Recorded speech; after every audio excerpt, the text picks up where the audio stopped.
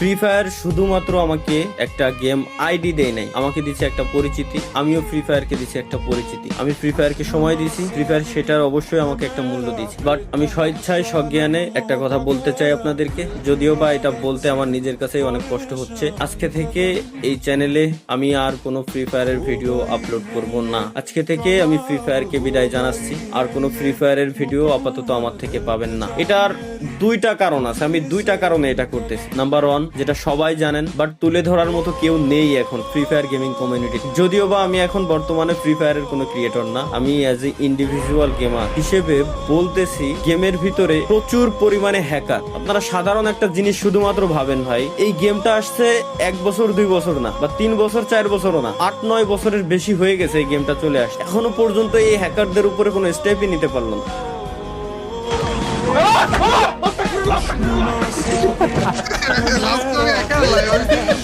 সামনের দিকে গেল।